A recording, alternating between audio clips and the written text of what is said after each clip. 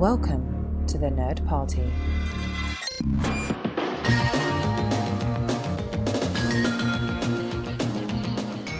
Welcome to Great Shot Kid, the podcast on the Nerd Party Network that looks at all of the aspects of filmmaking that often get overlooked. I'm John. And I'm Mike. And before we get into our topic this week, of course, we're available at thenerdparty.com/contact. You can drop us a line, and you can reach out to us on the social networks at Join Nerd Party on Twitter, and you can find us, the Nerd Party, over on Facebook and the Nerd Party on Instagram.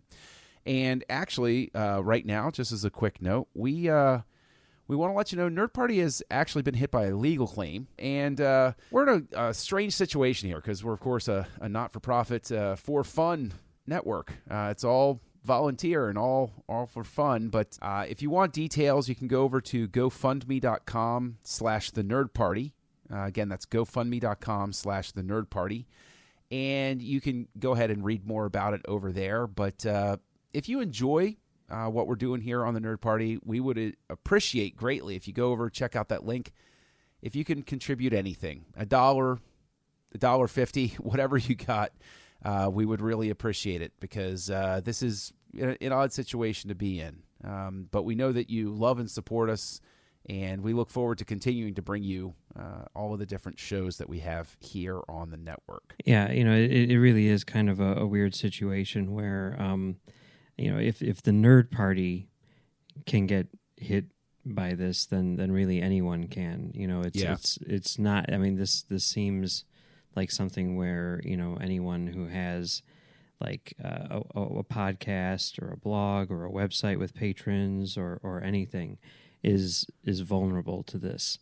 And the fact that it just landed on the Nerd Party is really kind of a bummer. And I mean, like I said on Twitter, Tristan is such a good guy who's supported so many fellow podcasters and everything, including the two of us. Yep. That it really sucks that this happened to him, and if anyone can help out and support him, it really would be greatly appreciated for sure. Very much so. And one thing we want to be absolutely clear about is every single cent that is donated goes strictly to this legal fund. There is absolutely no operational cost or anything like that this is going toward. This is pure help in a tough situation. So, again, we would appreciate it, and we thank you very much in advance. So, all of that said, we find ourselves here, the Great Shot Kid, the show known for looking at the behind-the-scenes stuff. We find ourselves with a whole lot of news in both the Star Wars and Star Trek world right now. A whole lot of exciting and interesting news, actually. Yeah, I mean, that Star Wars trailer for that Star Wars movie that's coming out, it's called Solo, I believe. I think so. It dropped this week, and, everyone's like, oh, Solo. And the thing that I found to be the most interesting about all of it was the credit block on the bottom of the poster. Yes. Because I know that Lord and Miller recently revealed that they were going to be taking executive producer credits instead of, director credits for this movie. And, that was, I think, kind of assumed by everybody. But Ron Howard is officially, the credited director on Solo. And, everything else is pretty much kind of as we expected. The one thing which stood out to me, which was kind of interesting, I don't know, is the editing credit is exclusively given to Pietro Scalia, who it's one of the best editors in the world, to be honest. He edited JFK. He edited Gladiator, pretty much every Ridley Scott movie for the past, 20 years or so. He's done tons and tons and tons of work, and he's absolutely amazing. The editor who was working on the project when Lord and Miller were there was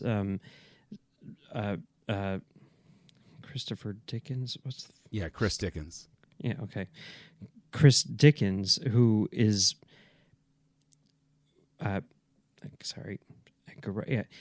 who is Edgar Wright's old editor. He worked on, things like Shaun of the Dead and Hot Fuzz and stuff like that. So certainly a talented editor in his own right. But, it is pretty cool to see Pietro Scalia working on this movie. But also the fact that Dickens isn't even credited suggests that there was some substantial re-editing going on with this movie. So that's interesting for sure. It is interesting. And, Scalia does have a heck of a pedigree. He also seems to be somebody that Ridley Scott likes to lean on, through time and everything. But I want to say also that a film that he's credited on as editor that he did some brilliant work on as well was Black Hawk Down, which I think is a masterpiece of editing. And I got to give him credit as well. He did the editing on 13 Hours, which I thought was a really crisply edited film. He also edited the prequel movie, The 11th Hour, which came out a few years prior. And he edited, I don't know. I love this movie, and I think the editing in it is fantastic. The Quick and the Dead. Oh, I love The Quick and the Dead. Are you kidding? Yeah. That is a brilliant film. I mean, I think maybe aside from For Love of the Game, that's my favorite Raimi movie. The Gift would be ahead of it. Aside I from haven't For Love seen of The Gift. Oh, it's so good. I mean, you like horror. It's his. I love horror. It's his horror movie with, but he does it like high class. Like he gets Billy Bob Thornton to write his horror movies, and they're starring, Keanu Reeves and Kate Blanchett, Great stuff. Right. Great. No, it's a really good little sort of like thriller thing where like Kate Blanchett, she's the lead in the movie. She's like a single mom in like a small town in like the middle of the bayou or something like that. And she makes her money kind of on the side as a psychic. And, everyone sort of goes to her. She's just the town psychic or whatever. But there's some fairly substantial evidence that she actually is psychic, and she can see these things. And then, basically there's a murder in town and, she's brought in to kind of like help with that and uncovers some really sort of like dark secrets. A great cast: Katie Holmes, Hilary Swank, Greg Kinnear. It's a great movie. Watch it. I'll have to add that to the queue to try to make up for the fact that I wasted time watching Fantastic Beasts and Where to Find Them. So I only made it a half an hour into that movie, to be honest. I got an older kid who's a Potterhead, and so she was into it, and I was just sitting like I was. Wow, that was. But I'll rent and watch The Gift, and maybe that'll make up for it. But yeah, I mean, doesn't it make sense though that a different editor would come in when a different director comes in? I mean, Howard is not going to be doing things at the same sort of flow. Like if you're thinking about somebody who normally works with like Edgar Wright, there's a certain sort of flow and vibe, and I honestly don't think that Ron Howard is going to be doing that. I mean, like, you usually see a movie like Shaun of the Dead or any Edgar Wright, and it's always got those, the quick montage of, okay, we got to get ready, click, click, click, click, click, like real quick stuff. I don't expect to see anything like that in a Ron Howard movie, Yeah, I guess so. I guess the thing that kind of surprises me about it, though, is that, like, Scalia hasn't really, like, worked with Ron Howard before. Like, I would almost imagine that Howard would bring on like someone who he's worked with extensively in the past so that he'd have that shorthand or whatever, But I mean, maybe the people who he usually works with were busy, because obviously there was a very quick turnaround on this. And it is interesting that, he did keep his cinematographer Bradford Young, but looking at it, I want to throw out there that I'm not actually terribly familiar with Bradford Young's work. I haven't seen Arrival. I actually haven't even seen Selma, much to my chagrin. But which I've heard nothing but great things about it. But man, the visuals in that trailer, they sang to me, man. Like I can say that I was starting to get sold on Solo. I liked the original trailers and stuff like that. I thought it was, slick. I was like, okay, I'm interested. After this trailer, like, this looks like something where I could turn off the sound and just look at the pictures, and that's heaven to me. I'm all sold for that. Like, I even think specifically because the image is going around. Everybody's got a screen cap of it, of Han in the Falcon when he's saying 190 years old. Wow, you look great. But like, just the way that the blue washes are on him, and all of the instrument panels and everything, and the way that it just pops, and even the shot of them standing outside, looking up at the Falcon while that there's the sun behind the clouds, and even that train sequence. I mean, I think about that train sequence looks visually to me a lot like Captain America, the First Avenger.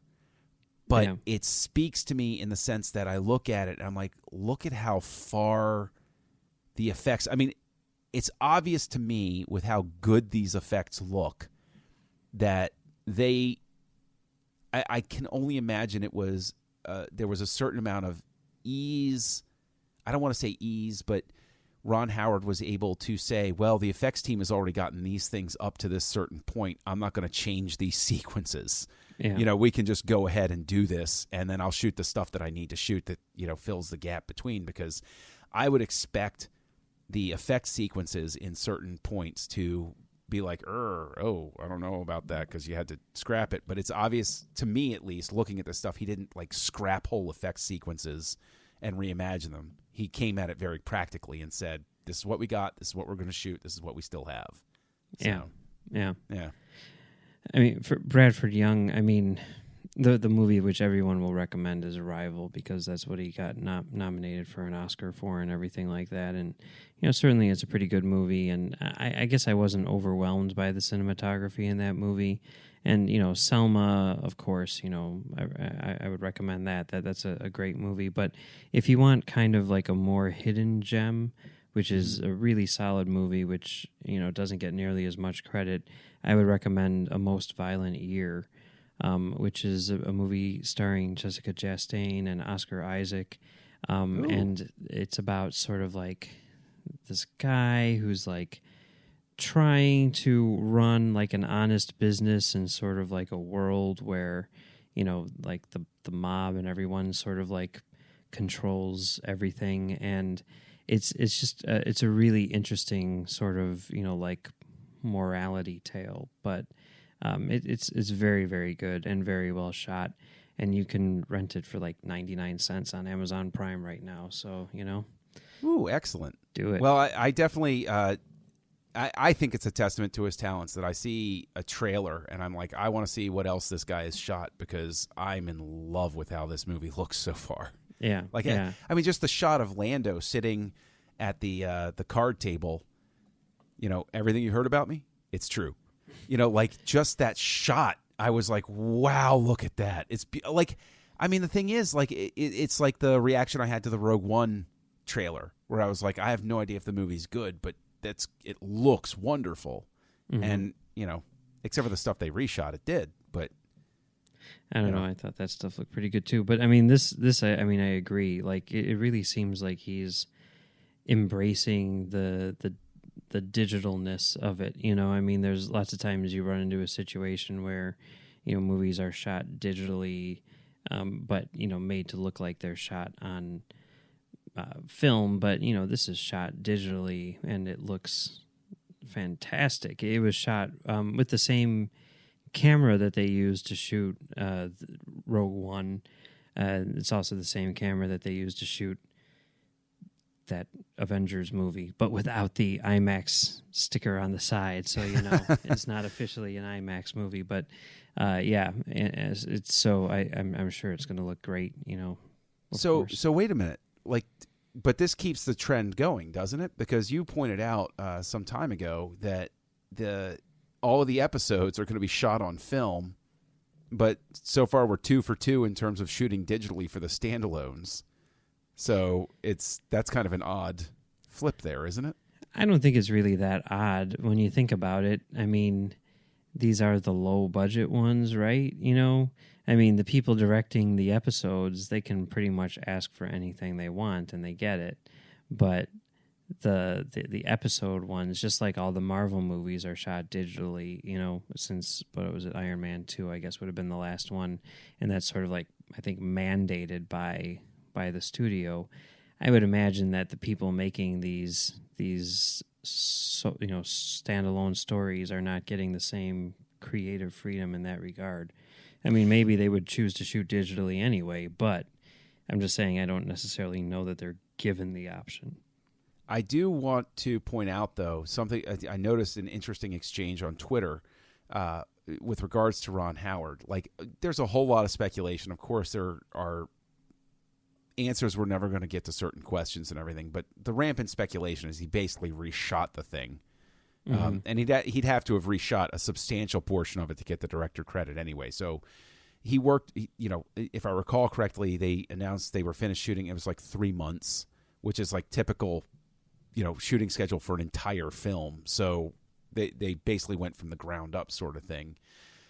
But he's still not just finishing the film on time, he's actually like a little bit ahead of schedule in terms of like locking the edit and the score and finalizing things.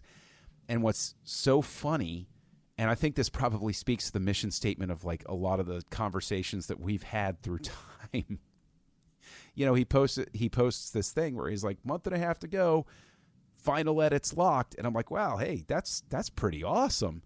And of course, the first response he gets on Twitter is somebody saying, I have a bad feeling about this. It's only a month and a half till the movie. And fortunately, there were other people that jumped in that were like, actually, that's really good. Yeah, that's how it works today. I mean, before you needed all that extra time because you needed to make 2,000 physical prints. Now right. You don't have to do that.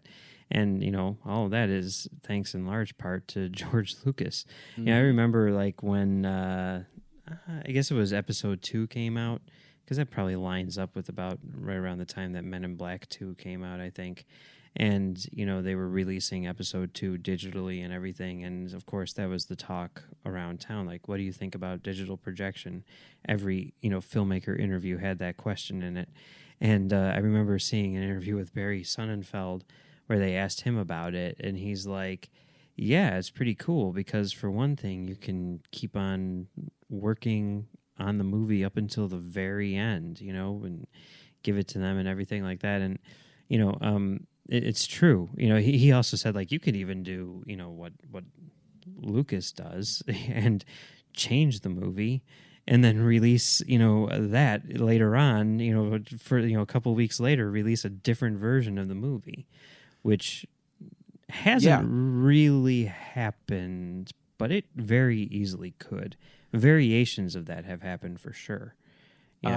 Two funny stories with that, and I'm sure that over time I've told you this story before, but Men in Black 2 was in the theaters the same summer as episode 2, because I remember sitting in Men in Black 2 in the theater and just watching it, and I didn't care for it too much, and walking across to the theater showing episode 2, and I was like, oh, he's on Geonosis, and like sat down and finished that. I was just like, yeah, this is fair. But then I also remember on the commentary on the DVD for episode 2, Lucas was talking, and it was during the scene where Jango Fett is fighting Mace Windu and loses his head. Spoilers. And Lucas is sitting there talking, and he says, well, in actual the final version, the digital version, I added sparks to Jango Fett's backpack so that you could see, and I'm paraphrasing here, this isn't exact wording. He's like, I added sparks to make it look like, oh, this is that version. And you hear him chuckling. He's like, oh, okay, yeah, that's what I did. It even caught him by surprise that he was seeing the latest version when he was doing the commentary. Yeah, I mean, that's what, people have brought up online. They're like, Empire Strikes Back wasn't finished until after it was released, Yep. Because there were those extra shots which were added, not to mention all of the sound formats. I mean, they talked about that. The 6-track Dolby on the 70 millimeter print of Star Wars is kind of like a rough draft. And, you listen to that and it's like, wow, this really sounds different, Whereas by the time, then they would kind of get, smaller and smaller. Then it was like 4-track, stereo.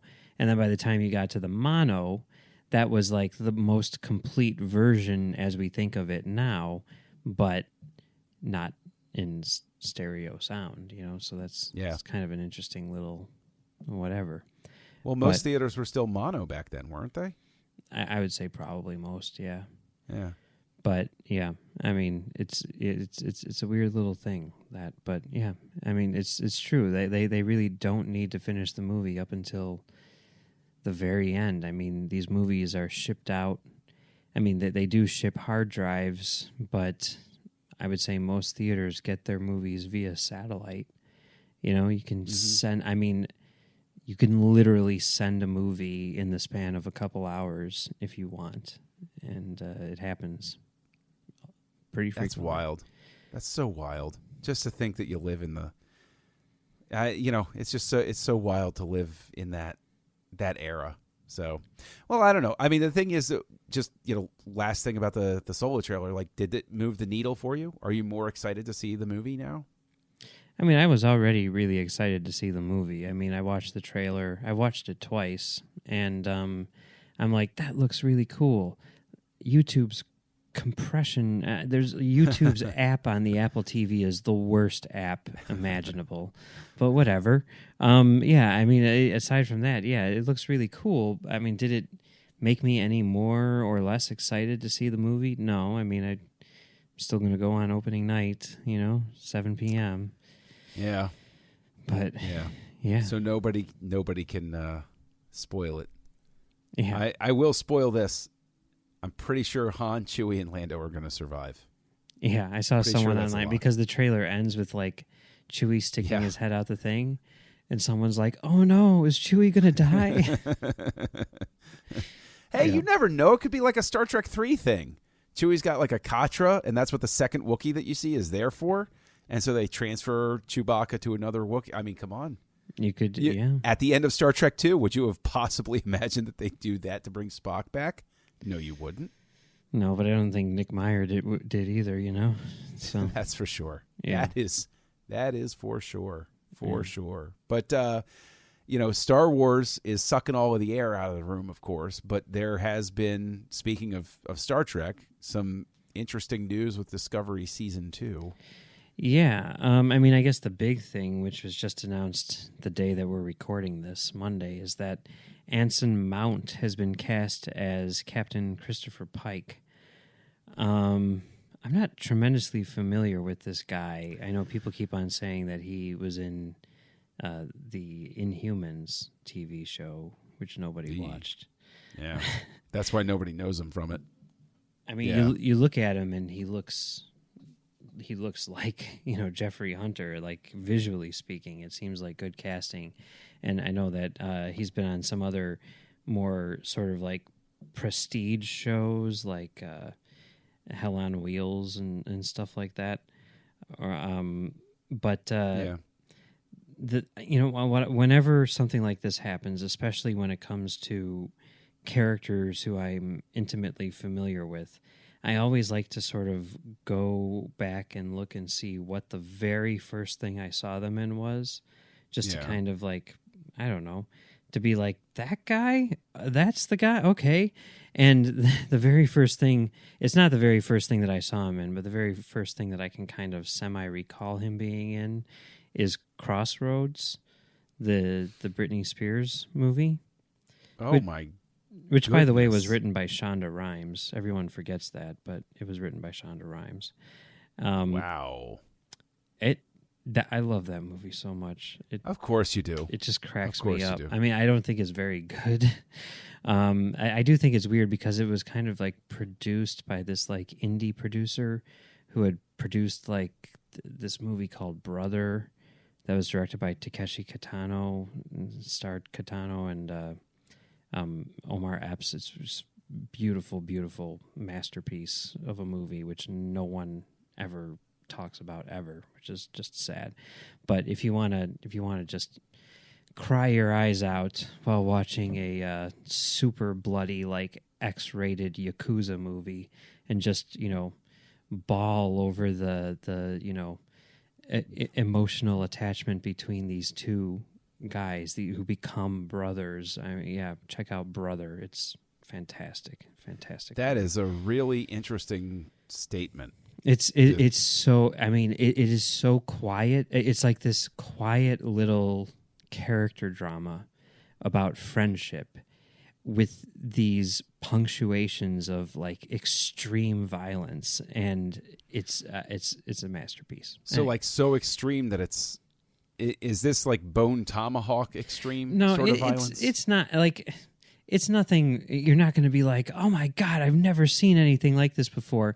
There were like a couple of, like, it's basically R-rated, your typical sort of like, gangster movie violence, but it got like an NC-17 originally. They had to like trim a few shots. The one that I remember is like there's a shot where like they like break like chopsticks in half and like stick them up a dude's nose and then like shove it, But it's not like and watch as we do. It's more like a palm to the nose kind of thing. Oh, so it's more like a Last Boy Scout. If you touch me again, I'll kill you, and then he jams the guy's nose up in his face. Yeah, it's honestly not even nearly as graphic or disturbing as the disappearing pencil in Dark Knight, but it's something along those lines.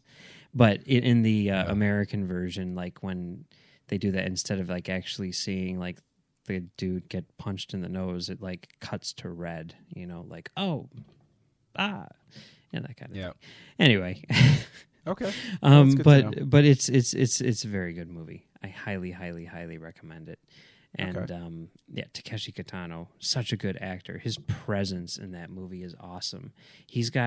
Because like he's so still, like he doesn't move, he doesn't react or anything like that. And yet there's this thing about him which is like really interesting, because he was in like a motorcycle crash and he had some sort of like nerve damage. So he's got this little like eye twitch. So like he'll be sitting perfectly still, but then like his eye twitches just randomly every once in a while. And it's such an interesting character trait. I think he's really sort of like come to exploit that like later on in his career, like in terms of his performances and stuff like that. But I don't know. It's so good. I mean, you're selling me on it. You give me 3 things to put on the queue. So there you go. Put that one at the top. That movie's awesome. That's at the top. Okay. Yeah, but what were we talking about? Oh yeah, okay. So the producer of that also produced Crossroads with Britney Spears, which also stars Anson Mount as, I believe, the love interest, but I could be wrong about that. I'm not 100% positive. I have to go back and check. Anyway, I'm gonna have to watch Crossroads now and see.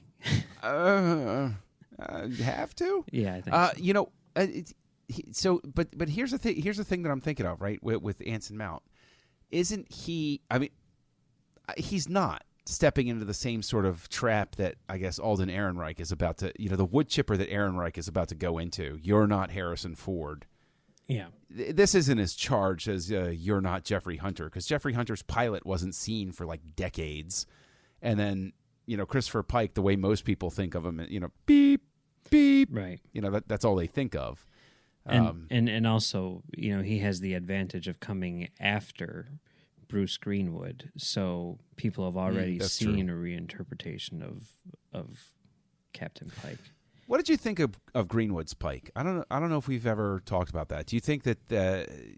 I mean. Again, like, isn't Pike sort of just a blank canvas at this point? Does it really matter what they do? I mean, they could have done anything with him, and I love what they did there, because they took what Pike is on a sort of metaphorical level, which is the predecessor to Kirk, right? He's sort of like the Kirk's dad in a sense, right? And here they made him Kirk's dad in a sense, right? Because I mean, you could do anything you wanted to with the character, and they're like, well, let's do this. Let's actually make these two characters connected, and pass the torch in that way that we can, because we need that type of character in this story in order to tell the story of Kirk. We could just make up a guy, or we could use this guy from the canon. And that's what they did. They used the guy from the canon, and I think it worked really well. So I liked it a lot. And Bruce Greenwood is awesome in everything. Yeah, no, I think he's a great actor. I actually, an overlooked performance of his, because nobody saw it, was 13 Days, I think is the name of it, the one about the Cuban Missile Crisis. The sequel to 13 Hours, yes. Because he was JFK in that. He was really good. Yeah, that was a really good movie. Yeah, it was. It was. I remember everybody ragging on Costner for his on again, off. I mean, the guy should just stay clear of accents. Let's be honest. But a lot of people have forgotten about that. Mm-hmm. I remember seeing that in the theater too. Yeah, I remember. Really good. I remember looking forward to it, and like we were supposed to get the print on like this night or whatever, and they usually like dropped off the prints at like 10 o'clock at night, And I was sitting there waiting for this print to show up so I could build it and watch it. And it just wasn't showing up. And I was like, screw this. Like at like midnight, I'm like, screw this, I'm leaving. And I went upstairs to get my jacket and everything, and I'm walking out the door, and then the guy drops it off. I'm like, too late. I have to wait till tomorrow. I don't know why, but that's what I remember most about 13 Hours. That and the sequences that went to black and white for no apparent reason. That I remember too. Wasn't that supposed to be like that meant they were realer or like documented? Maybe I'm wrong, because I always interpret that when it goes to black and white, it's like, unless it's Oliver Stone, this is verifiably a thing that happened, and everything else in color is like our dramatic interpretation of it or something like that. That's interesting. I'll have to watch it again and see if that's what it was. Yeah, that makes sense. Yeah, so I did like that. I mean, with this, it's really weird because you look at like the story, where this came out, and I think it was like Entertainment Week. Oh no, it was Hollywood Reporter or something that broke the news, and they interviewed, the showrunners Berg and Harberts, and they're like very specific. Like, we do not want to imply that Spock will be in the show because Pike is in the show, right? But they say, like, well, this is going to deal with, the fact that Burnham's, stepbrother is Spock. But then they say in there, they're like, we're definitely not casting Spock. And they say Leonard Nimoy's performance and Zachary Quinto's performance are so iconic that the last thing we would want to do is try to cast that role. So all of that, to me, suggests like they are not going to have a new Spock in this, right? But I do not see how they can tell this story without Spock, right? But I cannot see them casting Zachary Quinto in this role because that would be a little weird, right? So here's my big theory. You heard it here first. All right. They're going to Trials and Tribulations it. And Spock will be in this show, and he will be played by Leonard Nimoy. What do you think fan reaction is going to be? I think they'll love it. You think so? I think there will be a subset which will be like, this is disrespectful to this man. He died without seeing Star Trek Discovery, and had he lived, he would hate it because the Klingons have foreheads. But that's going to be a small group of people. Okay. I'll be interested. I don't think that is a bad guess. I really don't. I personally wish that they would, if they got Burnham, I personally wish that they would bring Cybok in. That would be pretty cool. That'll be season 3. Yeah, season 3. But don't you see a danger here? Like, I guess this was my big complaint with like the season finale of Star Trek Discovery, season 1, was having the Enterprise show up. I felt like they had spent a season fighting for their own identity. And now they're going to have a second season that it's going to be the Enterprise show again.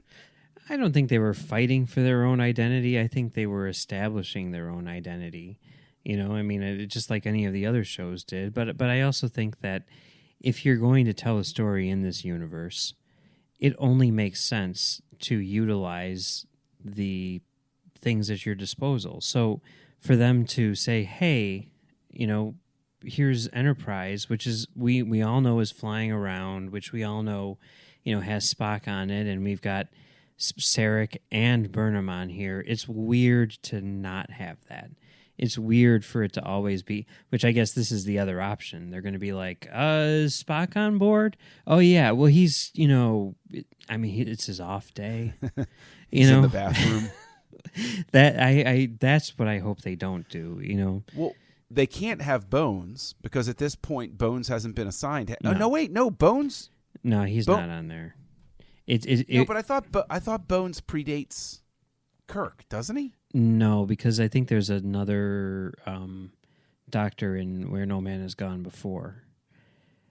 So, okay. See, the reason I'm thinking he predates Kirk is because in Star Trek VI, the amount of time he says he's been serving as doctor on the Enterprise, I think is like technically longer than Kirk's command of it. I don't have my original series to then. I don't have my Star Trek chronology in front of me right now, but I'm pretty sure that Bones comes on later. But I mean, I wouldn't be surprised if we see Lieutenant Jose Tyler, and I wouldn't be at all surprised if we see number 1, right? I'd be surprised if we don't see. I think we one. need to. Yeah.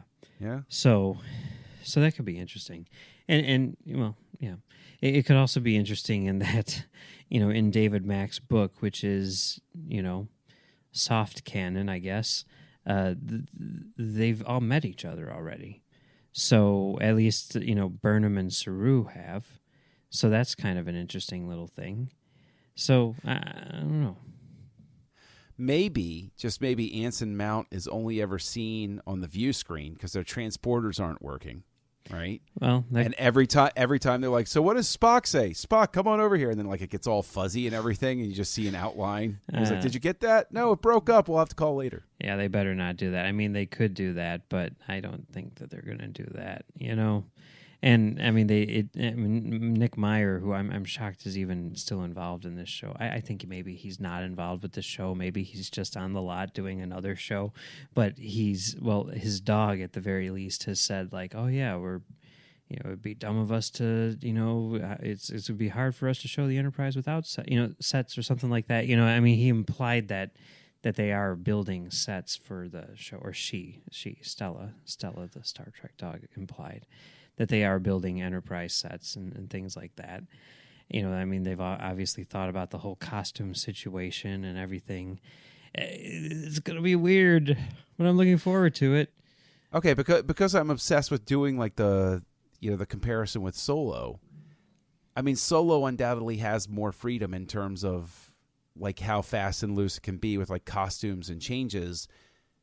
Why do you think it is that Star Wars fans seem to be more open to the idea of, the Falcon looking different and this looking different, and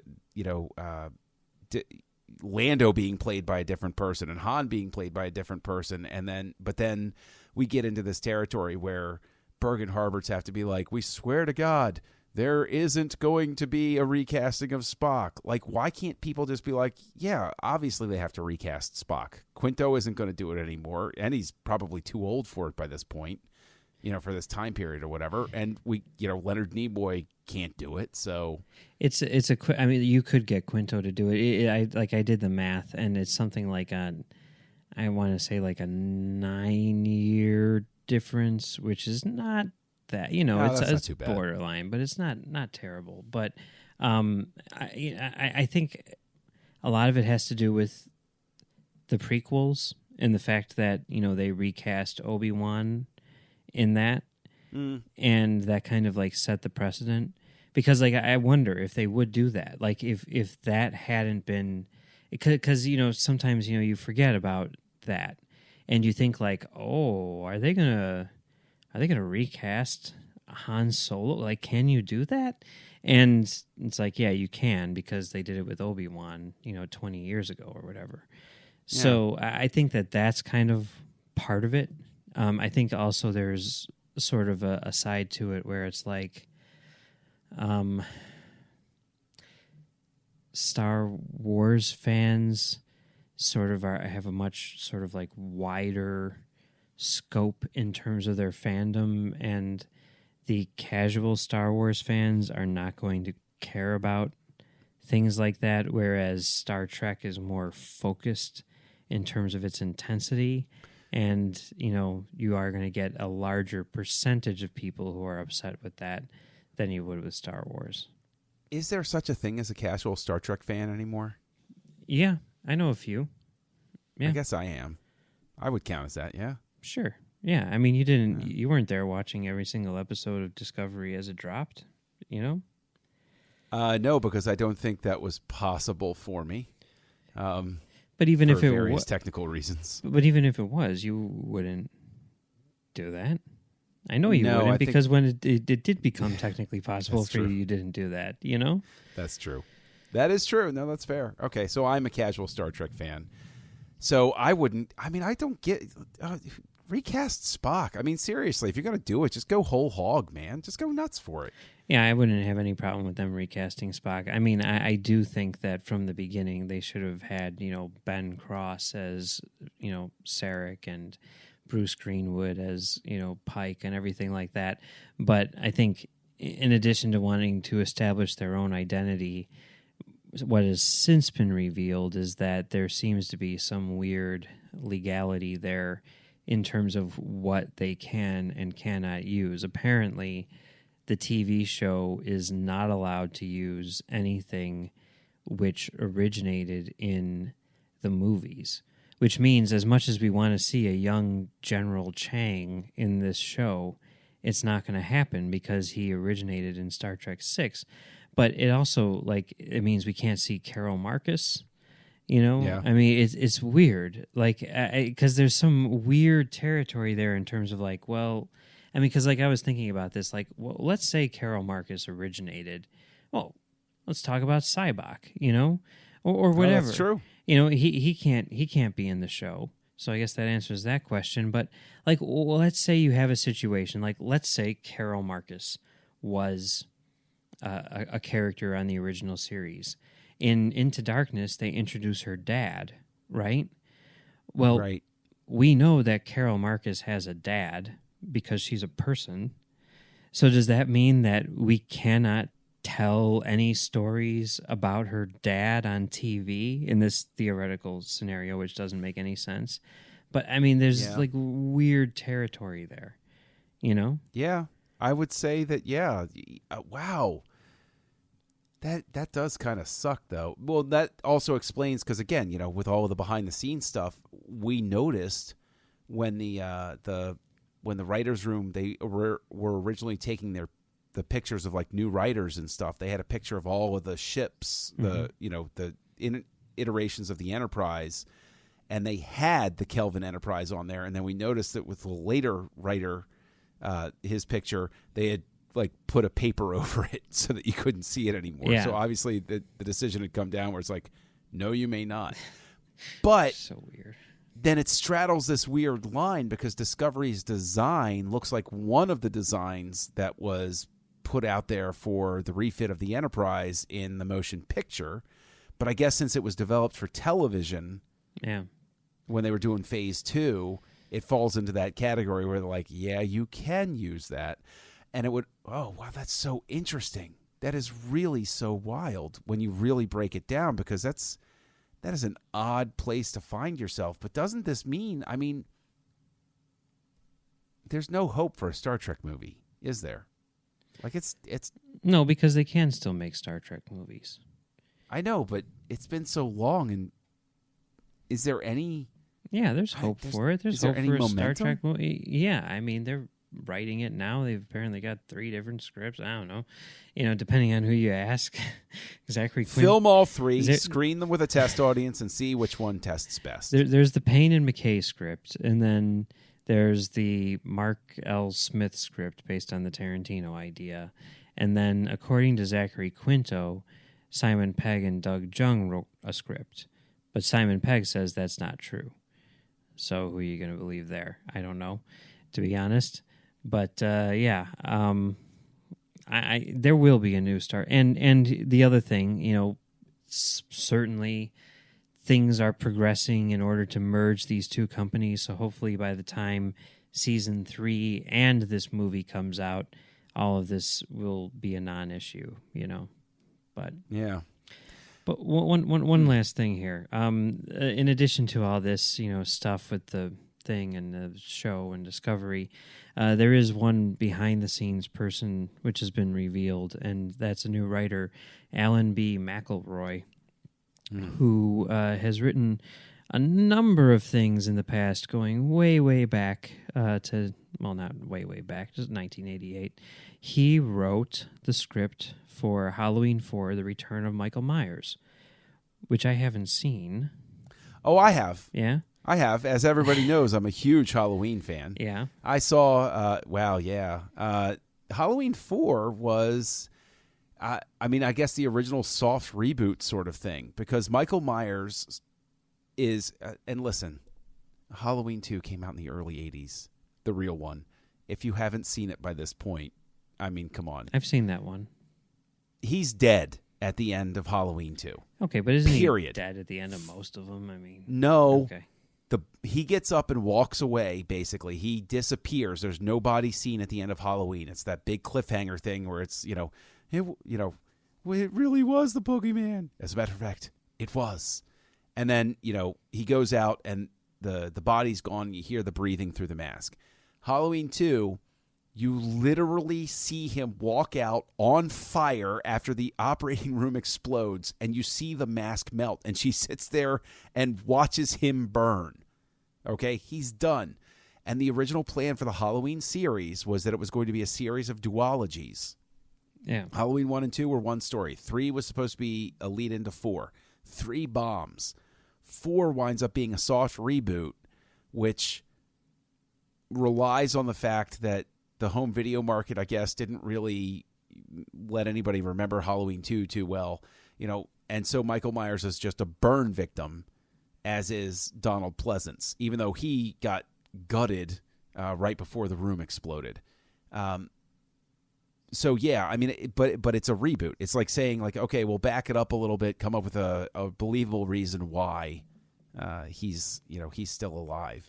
So theoretically, this new Halloween movie, which is going to take into account 1 and 2 and ignore the rest, it's actually like a remake of Halloween 4. Yes. Oh, cool. Halloween 3 had nothing to do with Michael Myers, which is why it was a flop. Yeah. Season and it's also a terrible movie. It's next as much as I love to sort of beat up on Halloween 5 or the absolutely execrable Halloween 6 and Halloween 7, barely tolerable, Halloween Water, and Halloween Resurrection, and Rob Zombie's Halloween, and H2, and all of that stuff. Halloween 3 is, it's one of those movies where you watch it because you're like, wow, could it really get worse than this? And it keeps rising to the challenge. So, okay, it's an achiever in that regard. All right. I need to watch all the Halloween movies before this new one comes out, because I've only seen 1, 2, and then H2O on up. So, well, H2O also, Halloween 4 ignores 3 and sort of soft reboots the end of 2. Mm-hmm. Halloween H2O ignores 4 and 5. Okay. In favor of a soft reboot there. So it's like yeah. Highlander, where they keep on remaking Highlander 2. Yes. They keep on remaking Highlander, or they keep on remaking Halloween 4. Yes. Okay, cool. Which is the real Halloween 3. All right. So McElroy, he's written a number of other things which are somewhat noteworthy, including the Left Behind movie with Kirk Cameron. That's exciting. Ballistic X versus Sever, which, hey, I know at the time everyone was like, this is one of the worst movies ever made. That's not true. That's actually not a bad movie.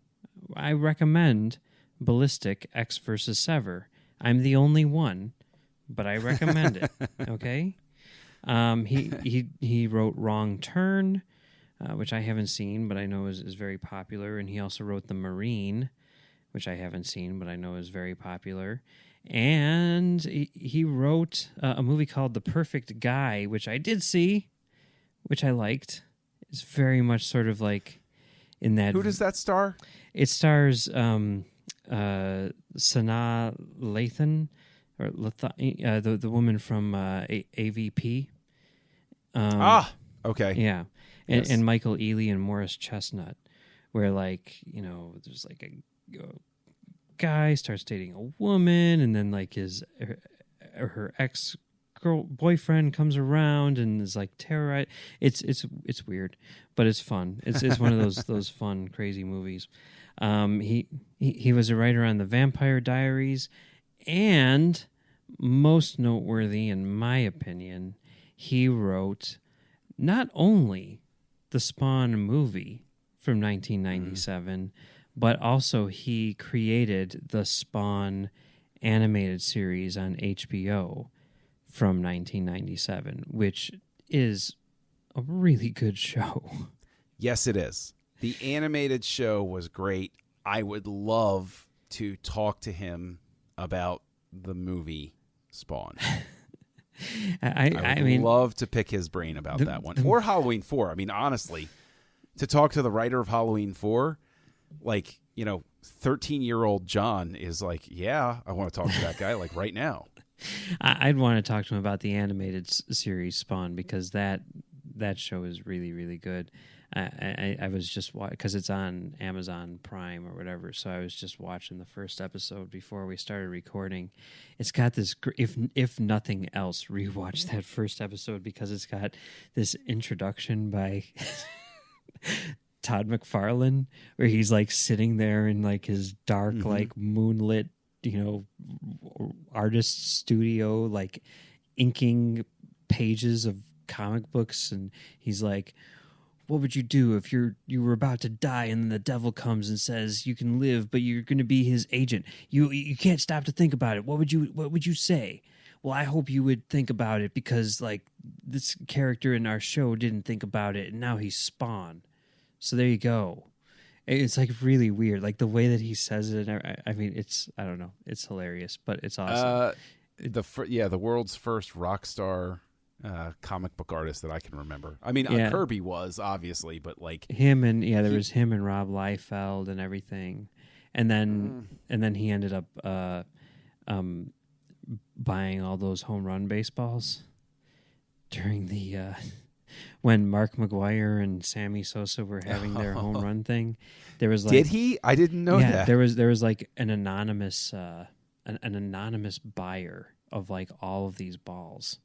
And then it was revealed like a few months later that it was Todd McFarlane, and he was calling the his collection the McFarlane collection.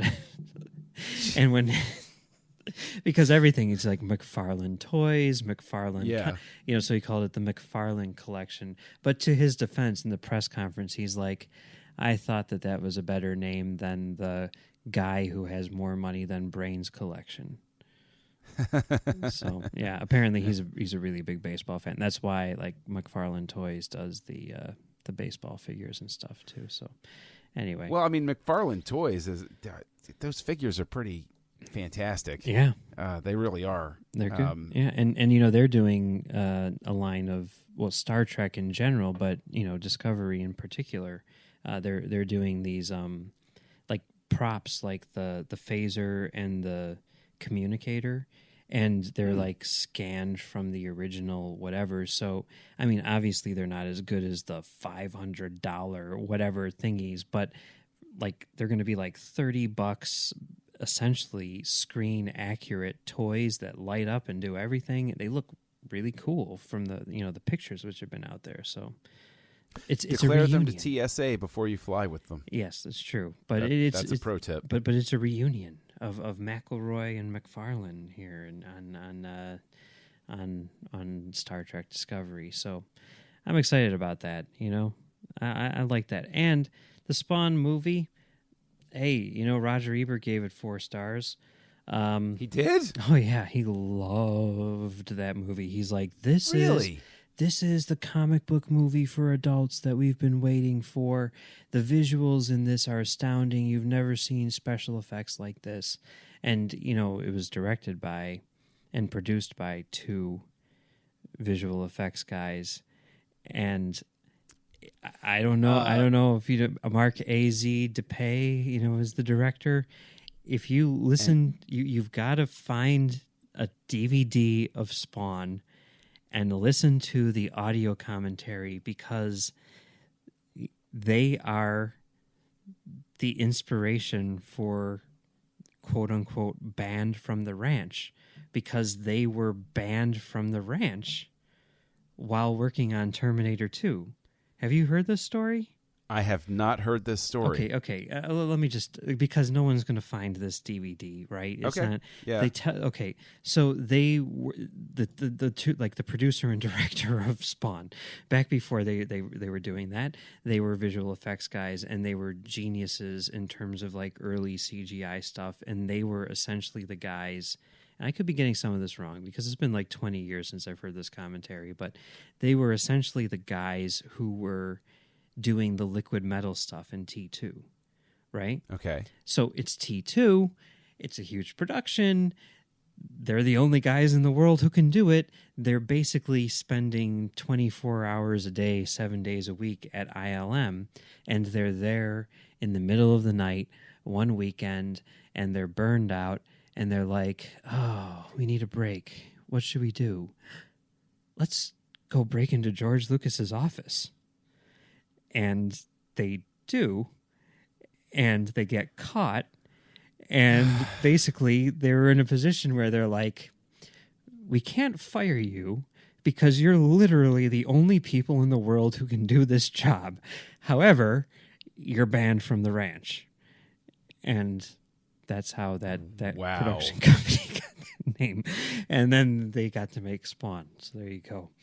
Oh, wow. See, the thing is, that sort of kills me on several levels because, that just hurts. I mean, why would you, what decision-making process occurs in your brain where you're like, I mean, I guess you really got to be burned out, where you're just like, you're just at your wit's end sort of thing. But I'm guessing they were Man. all probably like super young at the time too, right? And probably not making the best life choices. I don't know. Let's see. This guy, he was born in 1956. T2 came out in 1991. So he was like 25 years old. Would that be right? No, he was 35 years old. All right. you know better. There goes that theory. Okay, never mind. Yeah, no, you're like, if you're telling me he's like 19 years old, real whiz kid, I'm like, he's a dumb kid. I know how stupid I was at 19, but you don't go breaking. I continue into to make George bad Lucas. decisions through my life, but like, no matter how how weird life has been, by the time I was 35, I would have had the wherewithal to be like, okay, there are several gateways to this process here. It's not like it was easy to do, but whatever. At least they have a claim to fame, I guess. But wasn't one of the it was Steve Spaz Williams that was the effects lead on Spawn. Yeah. Wasn't he? I think because he was also the effects lead on adding Jabba to the special edition in '97. So there you go. And I remember seeing the interview with him, and it used to drive me nuts because he'd say Jabba. And I was like, no, pronounce the name right. But yes.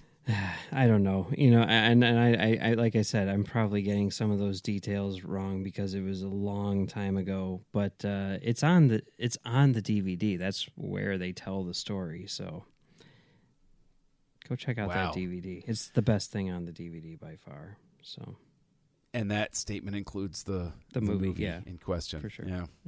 Yes, for sure. Although I like the movie, it's not bad. So. I remember when it came out, there was a lot of hype with it, and I remember my friends being very evenly split.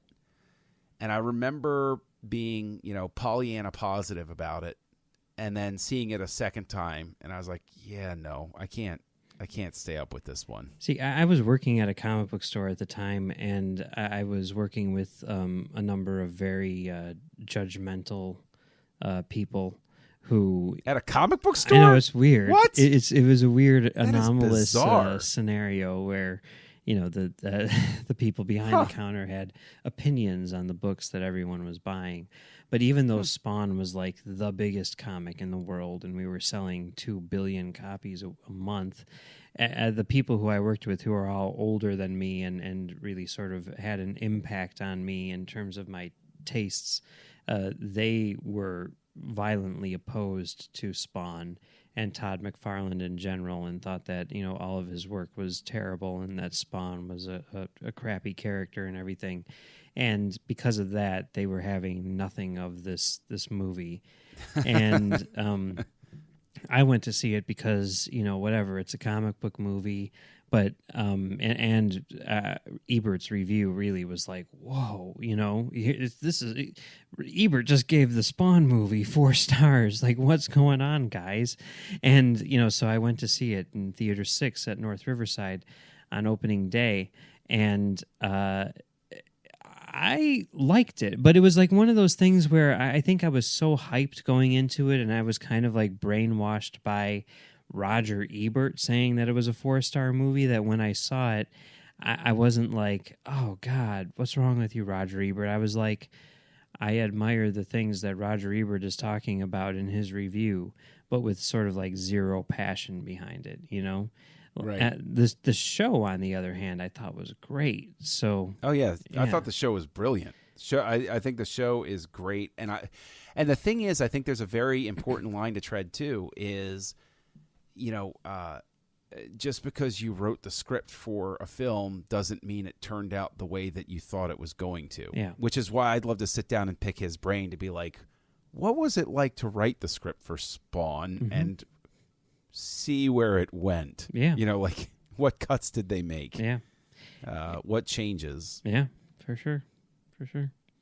Yeah. Yeah, well. Yeah. Now I'm going to go back and I think now's the time to go back and listen to that commentary, and I'll tell you what I'm misremembering from 20 years ago next week. That sounds very good, and I think actually we need to add to the docket Halloween. Yeah. I really the Halloween series, because I am dying to get your reactions to them. Yeah. Because you got to keep in mind, the Halloween series had a tremendous impact on my formation as a human being. So, you could say that it shaped you? I could say that. Okay. I really could say All that. right. Yes. For me, I mean, I will say this: out of the 1, 2, 3, 4, 5, 6 Halloween movies that I've seen, by far the best one is the Rob Zombie remake. I don't think there's really anyone who would even debate that. So, you'd be surprised. There, somebody who would debate that, Mike. Okay. And I think that's a debate we can look forward to having. You think I got animated about Maz Kanata? Wait until you hear me talk about Rob Zombie's remake of Halloween. Okay, all right. Yeah. Sounds good. Yeah. So, that is, if anybody wants to come at you and tell you to watch any other horror franchises or anything like that, where can they find you online? You can find me on Twitter at Mumbles3K, and you can also find me on a new podcast called Film Damage over at filmdamagepod.com, where we talk about movies from the perspective of film projection. And we have never mind. Yeah. Check it out. It's a good show, and people should listen to it. Yeah. And, of course, you can find me as Castle Junkie, climbing around out there online. You can find me on Words with Nerds with my pal Craig. And right back here on the Nerd Party Network, you can find me co-hosting Aggressive Negotiations with Matthew Rushing, which is it's a Star Wars podcast of a different sort. And, of course, just a gentle reminder, if you can help us, go on over to GoFundMe.com/TheNerdParty, and if you can pitch in a couple of bucks to help us out with this legal problem, that'd be really appreciated. But thank you very much for joining us here on great shot, kid, and we'll see you next time. Join the revolution.